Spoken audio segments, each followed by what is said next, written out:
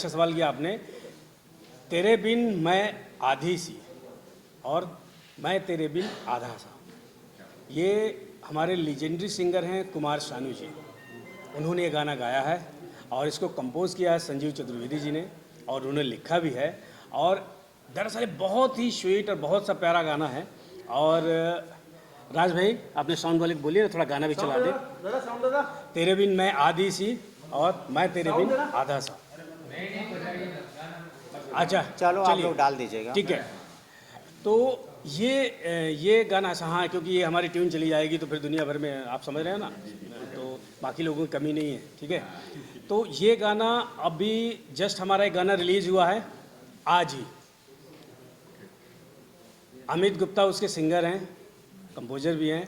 तारा जो टूटा हुआ है, तारा जो टूटा हुआ है चांद हुआ करता था, बहुत हार्ट टचिंग सॉन्ग है। और उसमें वैसे तो आप, मैं बार बार क्या बताऊं, तिवारी प्रोडक्शन ही, तिवारी सरकार ने अपने लिए खोला हुआ है, तो जितना भी काम करता हूं तो आप सब लोग जानते हैं कि मैं ही उसमें लीड रोल निभाता हूं। और बाकी मेरी बहुत अच्छी अच्छी अभिनेत्रियां मेरे साथ काम कर लेती हैं। आज ही कुछ चंद मिनट पहले मैंने रिलीज़ किया, उसको वर्ल्ड वाइड रिलीज किया है, स्पॉटिफाई से लेकर के सब जगह आपको मिलेगा, यूट्यूब में मिलेगा। अब इसके बाद आ जाते हैं इस गाने के विषय में। जैसा कि मेरी आदत, आप सब लोग मुझे लगता है कई बार मेरे चेहरे देख चुके हो कि जब मैं सेट में होता हूँ, शूटिंग कर रहा होता हूँ, इसका मतलब जिस दिन कुछ मेरा रिलीज होता है उसी दिन मैं अगले रिलीज़ की शूटिंग कर रहा होता हूँ। तो अगले एक हफ्ते बाद ये गाना कि तेरे बिन मैं आधी सी और मैं तेरे बिन आधा सा, तो ये गाना जो है ना अगले 10 दिन बाद रिलीज़ होगा, क्योंकि आज ठीक वो हमारा गाना रिलीज हुआ है। तो इस तरीके से मेरी एक, मुझे बड़ी खुशी मिलती है कि आज एक गाना रिलीज हुआ। अब मैं ज़रा भी फ्री नहीं होने पाऊँ, अब कंटिन्यू मैं उसमें उलझ जाऊँ कि मुझे दूसरा रिलीज़ करना है, और मुझे मज़ा आता है इस चीज़ों में, इसलिए मैं करते रहता हूँ, ठीक है। एक बार फिर आप नजर लेके आ रहे हैं, ऐसा कर सकते हैं। ये बिल्कुल आप कह सकते हैं। और कई लोगों ने बोला कि तिवारी जी टीपीएस म्यूजिक हमेशा जो है ना ओल्ड वर्जन के गाने बनाते हैं। कई बार मुझे कई सिंगरों से भी थोड़ा सा जो है ना मतलब मुझे ये भी झेलना पड़ता है कि आज की जनरेशन के गाने बनाए जन जी के। यकीन मानिए कि हर जन जी यही पसंद करेगा जो मैं बना रहा हूँ। वो जो जन जी है ना कि जो ढक चीक और थोड़ा सा डबल मीनिंग, ये वो बेसिकली कुछ बिल्कुल एकदम मामूली परसेंट वाले लोग हैं, और वो भी ज़्यादा दिन नहीं। और ये जो टीपीएस म्यूजिक बना रहा ना, एवरग्रीन, आज भी आप यकीन मानिए, आप अपने घरों में रफ़ी साहब को, मुकेश जी को, किशोर कुमार जी को, इन्हीं के गाने सुनकर हमें अच्छा लगता है, इन्हीं की गानों में वो मेलोडी मिलती है। ठीक उसी तरीके से मैंने भी 80-90s की मेलोडी को वापस पुनः हर व्यक्ति में, पूरे भारत देश के एक एक व्यक्ति के दिल दिमाग में आएगी। अभी बैक टू बैक मेरे 25-30 गाने रिलीज होने वाले हैं, पूरा 80-90s का फ्लेवर, बिल्कुल मीनिंगफुल। जैसे आप कभी सुनते थे कि पत्थर के सनम, तेरी गलियों में ना रखेंगे कदम, और इनफैक्ट वही लोग ही गाना मेरा कंपोज कर रहे हैं, बना रहे, जिन्होंने वो गाने बनाए हैं। राइटर भी वही, कंपोजर भी वही, और सच है कि सिंगर भी वही। तो ये रहा मेरा इसका। और क्या गुरु की कहानी क्या है? कुछ कहानी होगी क्या? हाँ बिल्कुल, ये गाना कैसा है कि एक कपल है, जैसे अभिनेत्री हमारे साथ बैठी हुई हैं, एक ऐसा हमारा कपल होता है कि जो यंग स्टेज का प्यार होता है ना, बिल्कुल मतलब अंधा, बहरा, गूंगा, इसी प्यार को सच्चा प्यार बोलते हैं। कि आदमी मतलब अपने आप, एक होता ना, जब हम पूरी ट्रेन में चल रहे होते हैं अपनी प्रेमिका के साथ में, खाली उसका स्टेशन पहले आ जाए ना, अगर वो उतर जाती है ना, तो हम पूरी भरी ट्रेन में अकेले हो जाते हैं। ट्रेन तो भरी होती है तो हम अकेले हो जाते हैं। ये मेरा गीत लगभग उसी चीज़ को बताता है कि वो जो, भले वो पल भर के लिए ही अलग होना होता है तो कितना पेन होता है, और जरा सा भी थोड़ी सी भी अगर दूरी हो गई, बजाता है इस गाने में ऐसा है कि मैं किसी अपने देश की थोड़ी सी कुछ ऐसी इमरजेंसी के लिए जाता हूँ कि वहाँ पे समझिए कि आप ये जानते हैं कि आतंकवादियों की कमी नहीं, हमारे पड़ोसी देशों ने मेहरबानी अच्छी कर रखी है। हमारा जैसे 15 अगस्त आ रहा है तो वहाँ पे कुछ हमारी फ़ौज के कारण कुछ आतंकवादियों ने कुछ ऐसी प्लानिंग की जिसके कारण मुझे इमरजेंसी डीजीपी साहब ने ड्यूटी पे भेज देते हैं, और यहाँ पे मेरी प्रेमिका हमारी पूरी एनिवर्सरी की तैयारी करके रखती है, और उन्हें लगता है कि देखो बंदा यूनिफॉर्म पहन के ड्यूटी पे चला गया, इसलिए इनको थोड़ा सा वो तकलीफ़ होता है।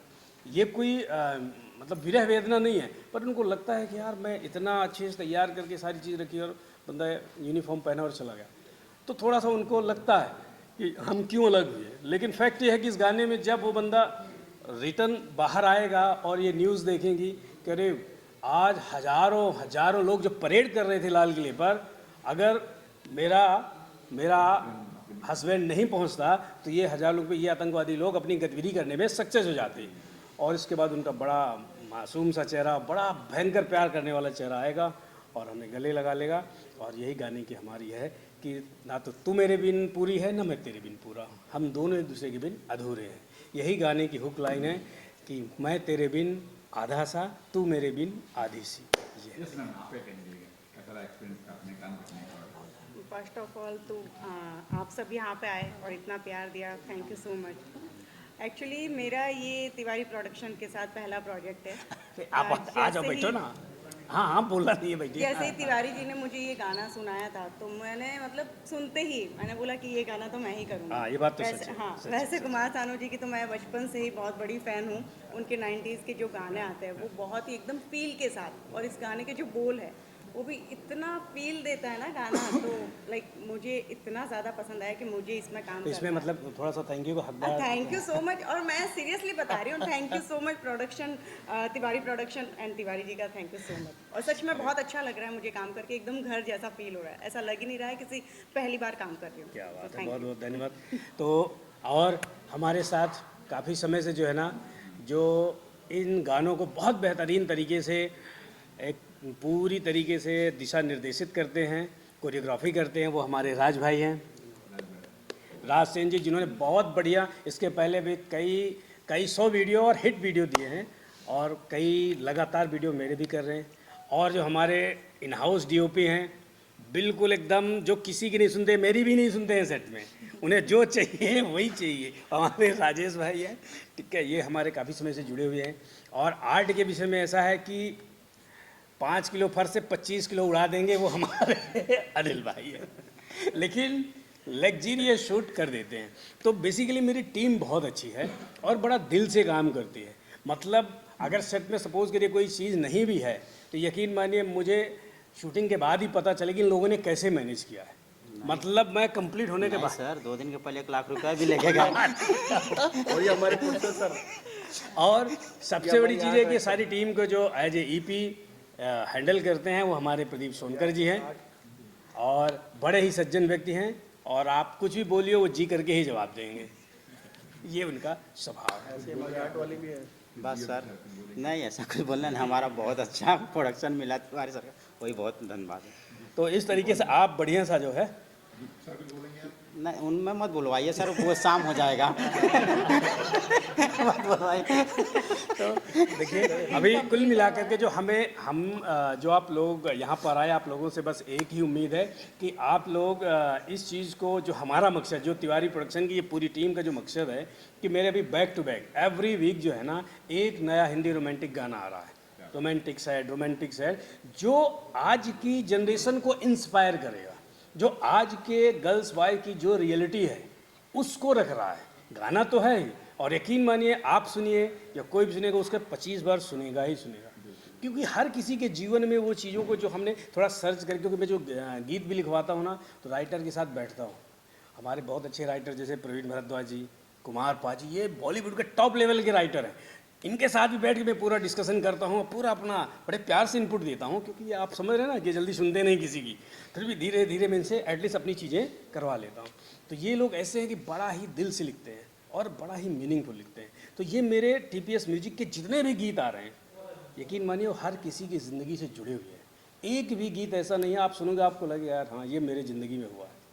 तो मैं ऐसी कोशिश कर रहा हूँ कि जैसे पहले गुलजार साहब ने कोशिश की, पहले रफ़ी साहब की जो कोशिशें रही कि आज कोई भी सिंगर आ जाए उनको नहीं बुलाया जा सकता, आज मुकेश जी को, और यकीन मानिए हम आप सब सुनते हैं। तो मैं उन्हीं, अब जो सिंगर अवेलेबल नहीं हैं तो उनकी बात अलग है, लेकिन जो हैं मैं पूरी कोशिश में लगा हूँ, कुमार सानू जी हों, उदित जी हों, हमारे जावेद अली हों, मोहम्मद इरफान जी हों, जितने भी हमारे हैं, सुदेश भोसले जी, सुदेश वाडकर साहब, लगभग मैं सिंगरों का नाम लूँगा, बड़ी लंबी चौड़ी लिस्ट है। तो मैं वही अपनी उन्हीं चीज़ों को लाने की पूरी कोशिश में हूँ और ये गारंटी देता हूँ कि मेरे अभी ये 20-25 सॉन्ग है, ये जब आएंगे आप लोग खुद बोलेंगे कि पूरी तरीके से 80s 90s की जो अपनी मेलोडी है वो लोगों को फिर से लगे कि वही ही चीज़ें चल रही हैं। तो यही मेरी कोशिश है और बाकी आप लोगों के सवाल जवाब पूछूं तो मैं दे सकता हूँ। मतलब स्पेशल आप जो बना रहे हैं सॉन्ग फीचराइज कर रहे हैं वो स्पेशली जैन जी लोगों के लिए, मतलब जैन जी और जो आज की जनरेशन जो कह लीजिए, जो मैं न्यू जनरेशन आप कह लीजिए, और प्लस जिनकी एज 60 प्लस है, यकीन मानिए मैंने इन गानों में मैंने समाया हुआ संजोया है। में कुछ गोल्ड सीन है तिवारी प्रोडक्शन की ऑफिशियल रिपोर्ट है, आप लोग गूगल में पढ़ सकते हैं कि तिवारी प्रोडक्शन कभी भी कोई भी अश्लील कंटेंट या एक भी बोल्ड सीन ज़िंदगी में नहीं करेगा, ये इसके लिए वो वचनबद्ध है। और ये आप गूगल में भी देख सकते हैं मेरे विषय में। मेरे सेट में नॉनवेज नहीं खा सकते हैं, कोई नॉनवेज मंगा नहीं सकते हैं, चाहे वो कितना बड़ा आर्टिस्ट हो, मैं हाथ जोड़ लूँगा, आप जा सकते हो। ऑफिशियल स्टेटमेंट दे रहा हूँ। अगर सिगरेट दारू पी के आया, मेरे सेट में एंट्री नहीं है, मेरी शूटिंग कई बार होल्ड हुई है। तो आप समझ सकते हैं मैं सनातन वर्ल्ड, आप सब लोगों ने सुना ही होगा, आपने तो कई बार इंटरव्यू लिया मेरा। मैं सनातन वर्ल्ड को ऑफिशियल मैं नहीं चला रहा हूँ, चला महादेव रहे हैं, लेकिन उस सनातन वर्ल्ड को मैंने पूरे सनातन धर्म को 4 वेद, उपवेद, शास्त्र, पुराण, उपनिषद, संहिताएं, योगिनी, ज्योतिर्लिंग, शक्तिपीठ, मतलब जितना सनातन धर्म में आता है, आप लोग ये बिल्कुल ऑफिशियल रिलीज़ करिए कि मैंने रिलीज़ कर दिया है। हर एक किसी का विवरण गीत, 12 ज्योतिर्लिंग है तो 12 गाने, जिसमें 12 ज्योतिर्लिंगों का विवरण, 52 शक्तिपीठ मतलब 52 गाने। तो वो सनातन वर्ल्ड का, ये छोटी सी बात नहीं है। सनातन वर्ल्ड मतलब मैं लिखता हूँ सनातन धर्म, और मैंने बड़ी शिद्दत से निभाया है। और अगर मेरे में भी कुछ ऐब रहे, उनको भी मैंने परित्याग किया है। कभी अगर बाई चांस कोई छोटी मोटी मेरे में भी ऐब थे ना, तो सबसे पहले हमें अपने घर से ही डांट मिली है कि अगर सनातन वर्ल्ड की चीज़ को टच करना है तो तुम्हें सनातन वर्ल्ड के सिद्धांतों पर चलना होगा। इसमें मेरा सवाल है कि सावन मास चल रहा है, जी भक्ति गीत भी लिखते बिल्कुल बिल्कुल। अभी हमारा महादेव का सुदेश भोसले जी ने उसे गाया है। बहुत जल्द इस गाने की, बस इसकी शूटिंग के बाद वही शूटिंग में करने जा रहा हूँ, और बड़ी बढ़िया शूटिंग करेंगे हम लोग यहीं मड में ही, और उसको रिलीज़ करेंगे। और गणपति बप्पा का बहुत शानदार गाना आएगा। जी तिवारी, अगर हम ब्लैक एंड व्हाइट एरा की बात करें बॉलीवुड का, जी। एक वो फेज था, फिर 70s 80s जब जी। कलर फिल्में आई, जी 90s एक अलग दौर था जब उसका अपना एक फ्लेवर है, उस समय जी। जो गाने बने, जी मिलेनियर जी, जी। मतलब 2000 के आसपास। आज जो सैयारा टाइप जो जेनजीज हाँ, अगर 4-5 फेसेस में अगर हम बॉलीवुड को डिवाइड करें तो लव स्टोरीज हमेशा से बनती रही हैं। बिल्कुल। प्यार को हर टाइप के डायरेक्टर ने हर फेस में रीडिफाइन करने की बिल्कुल कोशिश की। बिल्कुल बिल्कुल। जो अभी तक मुझे समझ में आ रहा था कि आप मुकेश और रफी जी को भी जी। उतना ही वो कर रहे थे जितना आज जिंजी की बात कर रहे हैं। जी आप एग्जैक्टली आपकी इंडिविजुअलिटी अगर हम बात करें तो आप कौन से फेस को बिलोंग करते हैं, एज वाइज नहीं बट हाँ हाँ हाँ, आपने बड़ा बड़ा प्यारा सा सवाल किया है। मेरी जो थॉट है ना, मैं उस थॉट में हूँ जहाँ पे इश्क नहीं, तिवारी जी भी क्या है? मोहब्बत नहीं, इश्क नहीं, मोहब्बत नहीं, और ये आई लव यू ये नहीं, ये जो फर्जी वाला होता है ना, ये वाला नहीं। जो सर ने सवाल किया, मैं उस चीज़ को बिलोंग करता हूँ प्रेम के मामले में, जहाँ पे श्री कृष्ण भगवान का राधा से प्रेम था, इश्क नहीं थी, मोहब्बत नहीं थी, और ये जो सो कॉल आई लव यू ये सब नहीं था। तो मैं उस दिशा में जनरेशन को लेके जाना चाहता हूँ कि प्रेम इतना पवित्र रखो कि जहाँ पे आपको किसी भी बंधन की ज़रूरत ना हो। और मेरी अभी जो फिल्में आ रही हैं ये इसी चीज़ पर है। अगर आपको देखिए ना, आप घर में एक जानवर रखते हैं, उससे भी आपको कितना प्रेम होता है, और उसको ज़रा तकलीफ हो जाती है, कहीं कभी कोई हादसा होता, देखिए ना आपका दिल में आंसू आ जाते हैं। इसका मतलब ज़रूरी नहीं कि आपने उससे शादी की है, बट तकलीफ अपनों जैसा होती है। तो मैं चाह रहा हूँ कि हमारी जो जनरेशन है ना, तो प्रेम को समझे, प्रेम की अभिव्यक्ति को समझे, प्रेम की पीड़ा को समझे, ना कि ये तो और जी। कनेक्टिंग सवाल है, हाँ। आंसर देना जरूरी नहीं है, लेकिन अगर आप नहीं, please, हाँ। You can. पहले भी प्यार को बोलते थे, प्यार का मतलब अगर प्यार हुआ तो शादी के लिए उनका नेक्स्ट स्टेप शादी होती थी, बट आज के प्यार का मतलब एक लिविंग जैसे कॉन्सेप्ट जो चल रहे हैं कि प्यार हो गया तो मैं साथ रहने में बिलीव करते हैं, न कि शादी करने में। ये क्योंकि मैंने इतनी सारी स्टोरीज जी। आपका क्या मानना है कि विच इज बेटर, लाइक आज के जो जंजी कर रहे हैं और जो पहले क्या आज भी होता ही है? जी बिल्कुल, आप सही कह रहे हैं। पहले तो ऐसा नहीं होता था। पहले के लिए मैं आपकी बात को काटता हूँ कि लिविंग जैसा शब्द और ये लिविंग जैसी जो रहने की जो सोच है वो, और तलाक जैसा शब्द ये जो हुआ ना, क्योंकि अगर थोड़ा सा हम पहले जाते, ज़्यादा नहीं 200-500 साल पहले अगर अपन जाते हैं ना, तो वहाँ पे कभी तलाक नहीं सुना होगा आप लोगों ने। एक बार जहाँ जो अगर विवाह हो गया वो जीवन पर्यंत हर हाल में निभाना है, हर हाल में निभाना है। तो आज की जो ये मतलब जो आपका क्वेश्चन है कि लिविंग, मैं एक्चुअली में लिविंग जैसे शब्द का मतलब डर से जिसे बोलते हैं ना, कितना बोलूं कि बिल्कुल एकदम भयंकर तरीके से विरोध करता हूं। और लिविंग वाले रिश्ते को बिल्कुल एकदम मैं समझता हूं कि बहुत ही बेकार। अब ऐसे कोई शब्द मैं नहीं यूज़ करना चाहता कि अगर कोई ये सोचे लिविंग मतलब है शादी नहीं करना, हमें लिविंग रहना, इट मीन्स जो है ना कहीं किसी के जीवन से मजाक हो रहा है। उस मजाक में हो सकता कभी लड़का भी परेशान हो जाए, कभी लड़की भी परेशान हो जाए। तो लिविंग जैसा कभी होना, भले मैं जानता हूँ सुप्रीम कोर्ट ने भी कहीं ना कहीं इनकी परमिशन दी हुई है, या सुप्रीम कोर्ट का कुछ जजमेंट भी है, ऐसा कुछ भी है, बट मैं अब उनके ऊपर तो नहीं हूँ। सुप्रीम कोर्ट अपनी जगह है, उनका ऑर्डर तो सीधी सी बात है। लेकिन अगर मेरे से इंडिविजुअली पूछा गया है और मेरा जो थॉट है या मेरी जो ओपिनियन है वो यही है कि लिविंग जैसी कोई चीज़ नहीं होनी चाहिए समाज में, तलाक जैसा कोई रूल नहीं होना चाहिए।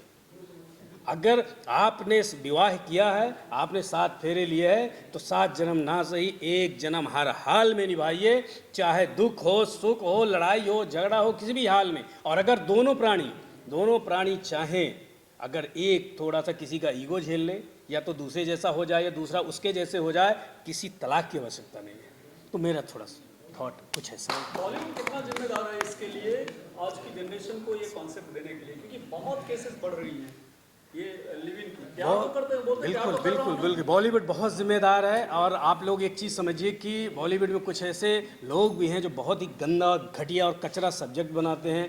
और हालांकि मैं अभी आपको जैसे काफ़ी चीज़ों में बता दूं, अब बहुत बड़े निर्माता हैं, जैसे आपने आमिर खान साहब को देखा होगा, आप सब लोग जानते होंगे। मुझे उनकी फिल्मों से हमेशा मतलब बड़ी बेतुकी सी जो है ना, बहुत बड़े उन्हें परफेक्शनिस्ट कहा जाता है। मैं ऑफिशियल स्टेटमेंट दे रहा हूँ, आप जिसको जहाँ चलाना चला दीजिए, मुझे फ़र्क नहीं पड़ता। लेकिन मैंने हमेशा फिल्मों में एक चीज़ देखा है, पीके देखिए, पीके में उनको सिर्फ एक ब्राह्मण साधु ही मिलता है रॉन्ग नंबर के लिए। मैं ये कहता हूँ ठीक है, किस मजहब में, किस समाज में फेक लोग नहीं हैं बताइए ज़रा। तो सिर्फ इसी को क्यों टारगेट किया जाता है? कभी बात आएगी तो बिल्ला नंबर 786 मिलेनियम स्टार है, ठीक है। और काफ़ी ऐसी चीज़ें देखते हैं ना कि कहीं किसी चीज़ को, तो ये बेसिकली बड़ा कंट्रोवर्शियल स्टेटमेंट होगा, लेकिन मुझे इससे कोई परवाह नहीं है। तो ये जो लोग जिम्मेदार हैं, देखिए आमिर खान साहब बहुत बड़े निर्माता भी हैं, निर्देशक भी हैं, और अच्छे कॉन्सेप्ट बनाए। उनके कॉन्सेप्ट बहुत फ्लॉप भी रहे हैं, कई फिल्में उनकी फ्लॉप रही हैं, ठीक है, कुछ हिट भी रही हैं। लेकिन कॉन्सेप्ट में समझिएगा कॉन्सेप्ट क्या कहना चाहते हो। तो अब ऐसे में अब उन्होंने जब 3 शादियां की और ये भी स्टेटमेंट दे रहे हैं कि हम तीनों के साथ रहेंगे। अब मुझे बता दीजिए कि इतने अच्छा उनको लेके जाने के लिए हमारे देश के अच्छे लेवल के नेता वेट कर रहे हैं कि आमिर खान साहब आइए, हम वेट कर रहे हैं। तो अगर ये समाज उन्हें क्या कह रहा है, मैं तो कुछ नहीं कह रहा हूँ, लेकिन क्या समाज ये सही एक्सेप्ट कर रहा है? और एक चीज़ बताइए, कोई भी 2 औरतें जो खड़ी हों जिन्होंने विवाह किया हो, और इसके बाद वही पर्सन तीसरी औरत से, तीसरी लड़की शादी कर रहा है, वो 2 औरत, चाहे आप हजारों करोड़ रुपए उनके कदमों पर निछावर कर दीजिए, कोई औरत क्या कभी दिल से एक्सेप्ट करेगी ये चीज़? कोई औरत नहीं कर सकती है। तो ऐसा है कि अब आप लोग समझिए कि बॉलीवुड, ये तो मैं एक नाम दिया हूँ, ऐसे जो है ना और बहुत सारी चीज़ें हैं, ये तो मेरे दिमाग में भी आ गया। मुझे आमिर खान से कोई प्रॉब्लम नहीं है, वो अपनी जगह है, जो भी है, जैसे भी है, लेकिन समाज के लिए कहीं ना कहीं ये थोड़ा सही मैसेज नहीं है। तो ऐसे बॉलीवुड लोग भी जिम्मेदार हैं, उसमें से कई सीरियल निर्माता हैं, निर्मात्री भी हैं, जिन्होंने हर रिश्ते को घोच फोच करके जो है ना कर दिया है। क्यों? कंटेंट चाहिए। आज देखिए उल्लू वाले ने बहुत कुछ कंटेंट किया ना, बंद करना पड़ा ना। देखिए ये समाज है और समाज में गंदगी ज़्यादा दिन नहीं चलती है, और वो एक कहावत होती है ना कि पानी के अंदर की गंदगी ज़्यादा दिन नहीं चलती। ये समाज है, एक दिन पानी से ऊपर आता है और आपको अपनी औकात दिखा देता है कि तुम्हारी औकात है, और आपको बंद करना पड़ता है। विराट कोहली की धर्मपत्नी अनुष्का शेट्टी जी, पाताल लोक सीरीज, ये वो, और कहीं न कहीं उन्होंने टारगेट किया हिंदू धर्म को। आखिरकार उन्हें भी समझ आ गई। मंदिर मंदिर विराट कोहली जा रहे हैं, मंदिर मंदिर अनुष्का शेट्टी जा रही हैं, आप सब लोग जानते हैं। और अब जरा सीरीज में देखिए वेद मंत्रों को क्या कहा गया। ये मैं इसलिए बोल रहा हूँ कि इसको मैंने देखा है, देखने के बाद ये चीज़ें बोल रहा हूँ। तो अब ऐसा है कि इस विषय में देखा जाए तो जो हमारे समाज में बहुत सारी जो कुरीतियाँ हैं, या बहुत सारे जो नहीं होना चाहिए, वो कहीं ना कहीं समाज में मतलब एंट्री करने के लिए बॉलीवुड जिम्मेदार तो है।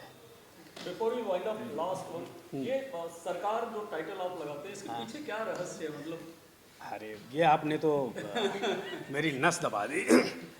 अब मैं सरकार शब्द लगाने की ना मेरी क्षमता है।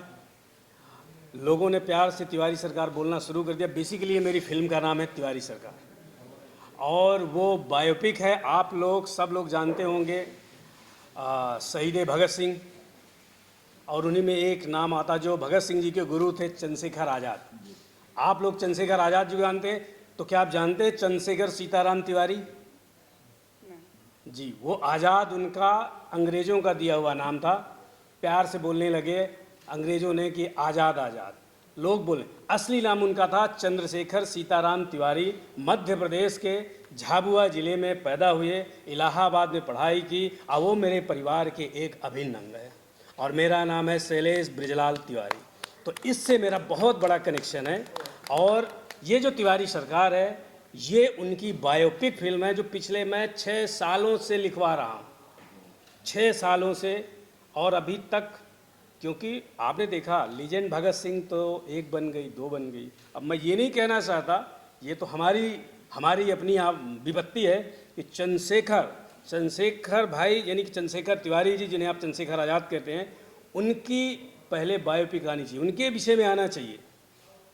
जिस अल्फ्रेड पार्क में 46 मिनट में उन्होंने 150 अंग्रेज़ों के देसी कट्टे से सामना किया होगा, और ये जानते हो कि जिनको फांसी होने वाली है उनको वहाँ से विदा किया, उनको मुकर्रर थी फांसी, लेकिन उन्हें बोला नहीं, जनेऊधारी हूँ, पहले मुझे अपने दोस्त की जान प्यारी है, पहले तुम जाओ, मैं निपट लूँगा।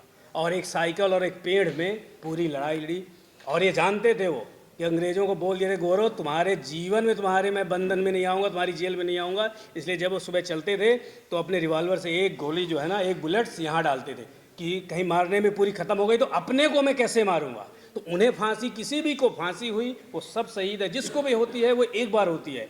पर चंद्रशेखर भाई को फांसी हर दिन होती थी, हर दिन वो बुलेट लगता था कि वो कब वो स्थिति आएगी कि भर के और अपने को शूट करना पड़ेगा, क्योंकि वो अंग्रेज़ों के हत्थे नहीं चढ़ना चाहते थे। क्योंकि 14 साल की उम्र में उन्हें जेल दिया गया था। कितनी यातनाएं दी थी कि एक कोड़े से पूरी स्किन उनकी पीठ की सिमटती थी। और जो सीताराम जी थे, उनके पिताजी, उनके और 3 बच्चे थे। और ये मतलब जागरानी काकी, मतलब हम मेरी तो काकी ही लगती हैं, जागरानी काकी को ये 65 साल की सरकार ने क्या यातनाएं दिया है, क्या इनाम दिया है ना, ये तो पूरा इतिहास जानता है। क्योंकि 2014 में ही अल्फ्रेड पार्क में चंद्रशेखर, स्वर्गीय श्री चंद्रशेखर तिवारी जिन्हें आप चंद्रशेखर आज़ाद कहते, 2014 में उस अल्फ्रेड पार्क में मूर्ति लगाई गई, इसके पहले नहीं लगाई गई। ऐसे कुछ इतिहास, झांसी की रानी, जिनके आज भी जनरेशन के कुछ लोग हैं जिनसे मैं पर्सनली कनेक्टेड हूँ। मतलब ये तो मेरे डीएनए का मसला था, लेकिन वो मैं कनेक्टेड हूँ एज ए, मतलब मुझे लगता है कि हमारा इतिहास है। तो थोड़ी सी कुछ जो है ना गड़बड़ेशन हमारे इतिहास में, क्योंकि शिक्षा मंत्री हमारे कैसे थे पहले 47 के बाद, आप सब लोग जानते हैं। महाराणा प्रताप के विषय में कितनी जानकारी है, हमारे छत्रपति शिवाजी के बारे में कितनी जानकारी है। ये बहुत ऐसा एक मसला है ना कि कहीं ना कहीं हमारे साथ जो है ना बड़ा भेदभाव हुआ है। पर खैर, अब ये तिवारी सरकार उन्होंने छेड़ा, तो तिवारी सरकार मेरी फिल्म है, और ये फिल्म जब भी आएगी यकीन मानिएगा इस आपके ऐतिहासिक फिल्मों की सबसे बड़ी फिल्म होगी। और वो बायोपिक सिर्फ और सिर्फ मैं ही करूँगा। चंद्रशेखर भाई का रोल मेरे अलावा इस धरती में कोई एक्टर नहीं है जो कर पाए। और बोलिए। Thank you.